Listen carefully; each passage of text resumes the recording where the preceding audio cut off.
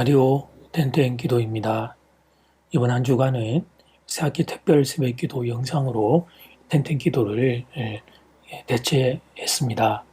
그래서 오랜만에 땡땡 기도로 만나게 되었습니다.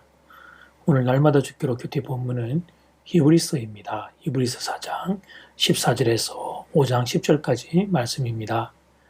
3월과 4월은 히브리서와 에스겔서를 교차해서 묵상하도록 하겠습니다. 첫 번째, 대제사장 되신 예수님, 대제사장 되신 예수님. 히브리서를 보면 대제사장이라는 단어를 자주 보게 됩니다. 유대인들에게 있어 대제사장은 너무나 중요한 인물이기 때문입니다. 유대인들이 가지고 있는 중요한 생각 하나가 있습니다. 그것은 하나님 안에 생명과 축복이 있다는 사실입니다. 그런데 문제가 있습니다. 그것은 내가 주인이기에 거룩하신 하나님을 직접 만날 수 없다는 사실이었습니다. 주인은 내가 거룩하신 하나님을 만나면 거룩함의 그 영광에 다 죽을 수밖에 없었던 것입니다. 그러니 딜레마도 이런 딜레마가 없었습니다. 하나님을 만나야 생명을 얻을 수 있는데 그런데 주인이 나의 존재로는 하나님을 만날 수가 없는 것입니다. 여기에 대제사장이 등장합니다. 주인이 나를 대신에 하나님 앞에 나아가 나의 모든 형편을 구해주는 그런 사람이 있는데 그가 바로 대제사장인 것입니다. 내가 하나님을 직접 만나고 싶지만 그럴 수 없기에 대제사장을 통해 대신 만났던 것입니다. 그런데 이런 징검달리 원리는 지금도 동일합니다. 대통령 만나고 싶다고 청와대 찾아가면 그냥 만날 수 있는 게 아닙니다. 비서를 통해서 연락이 닿아야 합니다. 그리고 웬만한 일은 대통령을 직접 만나는 것이 아니라 비서를 통해 전달되는 것입니다.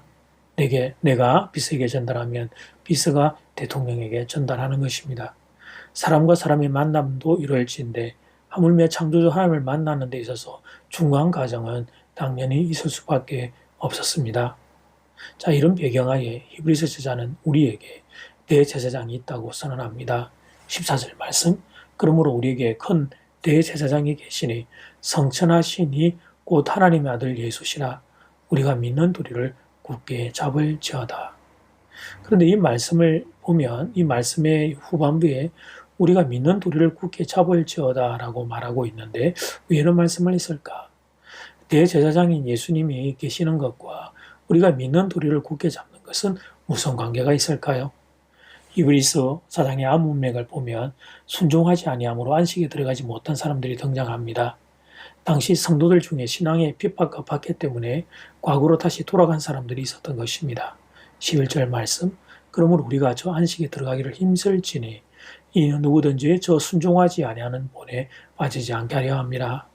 인생의 어려움 때문에 신앙의 핍박 때문에 신앙을 포기하고 과거로 돌아간 사람들이 있었습니다. 그런 영적인 분위기에 이 말씀이 주어진 겁니다. 믿는 도리를 굳게 잡자는 것입니다. 흔들리지 말고 후퇴하지 말고 끝까지 믿음의 도리를 굳게 붙잡자는 것입니다. 그렇다면 우리가 그래야 하는 이유는 무엇입니까? 그럴 수 있는 이유는 무엇입니까? 그렇습니다. 내가 붙잡고 있는 믿음의 주가 되시는 예수님이 우리의 대제사장이시기 때문입니다. 지금 나는 이렇게 약해도 영적인 분위기는 험악해도 그래도 예수님이 나를 붙잡아 한 천국으로 하나님 앞으로 인도하실 것이기 때문입니다. 이 세상 무엇도 이 세상 어느 누구도 내가 하나님께로 가는 길을 막을 수 없습니다. 나의 힘과 공로가 아니고 나의 자격과 조건이 아니고 예수님 때문입니다. 대제사장인 예수님이 지금 나를 붙잡고 계시기 때문입니다. 대제사장이신 예수님의 공로에 힘입어 우리가 천국에 들어가게 되는 것입니다. 하나님을 만나게 되는 것입니다. 그러니 힘을 내자는 것입니다. 내가 믿는 예수님이 그런 분이시니 그러니 세상에 흔들리지 말고 믿음을 굳게 붙잡자는 것입니다. 두 번째, 은혜의 보좌, 은혜의 보좌. 우리가 사는 세상은 자격과 조건입니다. 사실 그럴 수밖에 없는 현실적인 고충도 있습니다. 입학시험이나 입사시험을 칠 때 자격과 조건을 볼 수밖에 없기 때문입니다. 문제가 뭐냐면 이런 경향성이 삶의 모든 영역으로 확장되어 있다는 사실이 문제입니다. 그래서 일정 자격을 갖추지 않으면 내가 원하는 사람을 만날 수 없습니다. 일정 조건을 갖추지 않으면 내가 원하는 곳에 들어갈 수 없습니다. 그렇다면 사랑하는 여러분, 하나님을 만나는 건 어떨까요?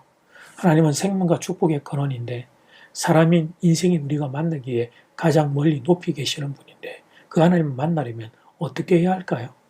지금 현재 세상의 기준으로 생각하면 웬만한 자격과 조건으로는 안 될 겁니다.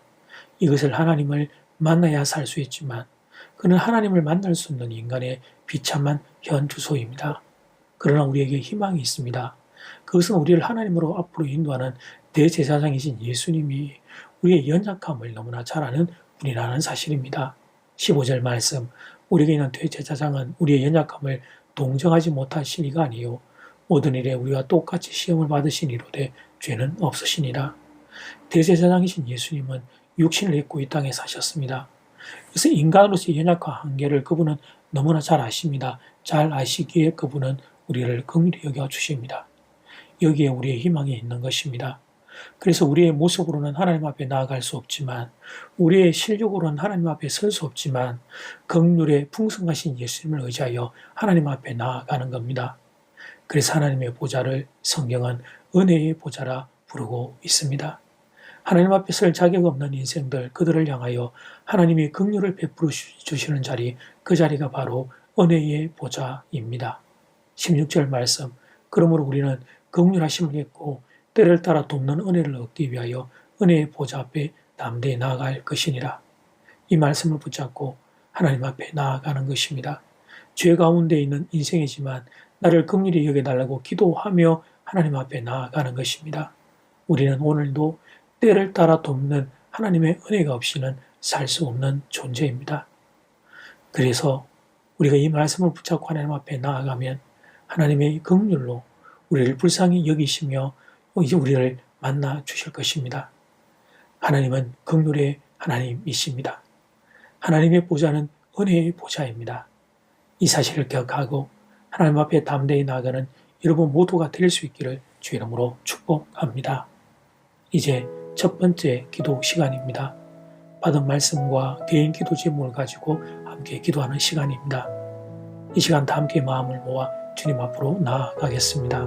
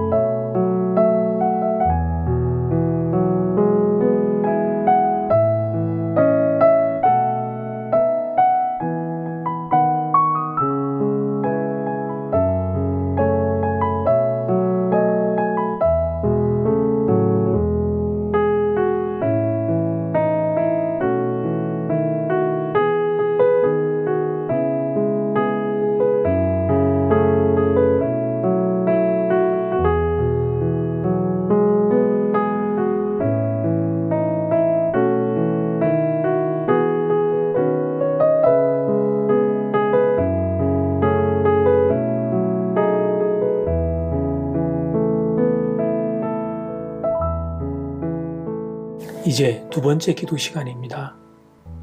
대제사장 되신 예수님이 우리의 예수님이십니다. 그러므로 내가 믿는 예수님이 우리를 하나님 앞으로 인도하시는 예수님이시기에 흔들리면 안 되겠습니다. 후퇴하면 안 되겠습니다. 끝까지 예수님 붙잡고 믿음의 걸음을 걸어가야 하겠습니다. 그러면 그 예수님이 우리를 하나님 앞으로 인도해 주실 것입니다. 그런데 혹시나 하나님 앞에 부족하고 연약하고 자격 없는 나의 모습 때문에 무너질 때마다 그 자리가 은혜의 보좌임을 하나님 기억하겠습니다. 예수님의 긍휼을 힘입어 오늘도 하나님의 은혜의 보좌 앞으로 나아갑니다. 오늘도 주여 이 부족한 인생에게 때를 따라 돕는 은혜를 허락해 주시옵소서. 특별히 내일 주일 예배가 그런 시간이 되기를 소원합니다. 하나님 긍휼을 의지하며 예수님을 의지하며 나아갈 때 은혜의 보좌 앞으로 우리 모두를 인도하여 주시옵소서. 이 시간 다 함께 마음을 모아 기도드리겠습니다.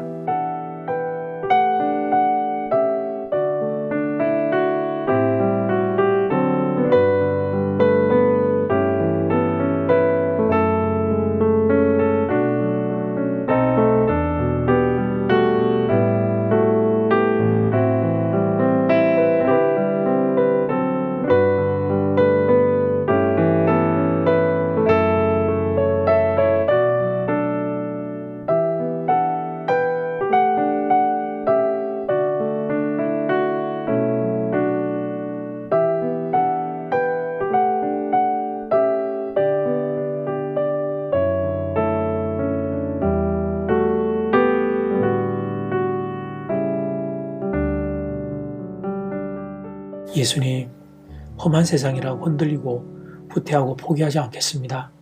내가 믿는 예수님이 이때 제사장 대신 예수 그리스도란 사실을 기억하고 힘을 내어 믿음으로 걸어가겠습니다.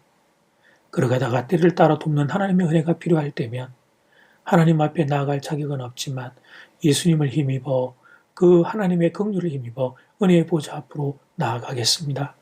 엎드려 기도할 때마다 불쌍히 여기시고 때를 따라 돕는 은혜를 허락해 주시옵소서. 이 밤에 그리고 특별히 내일 주일 예배 위에 주여 그 때를 따라 돕는 은혜를 우리 모두에게 허락하여 주시옵소서. 예수님 이름으로 기도드립니다. 아멘. 이제는 각자 개인적으로 기도하시면 되겠습니다. 평안한 밤 되십시오.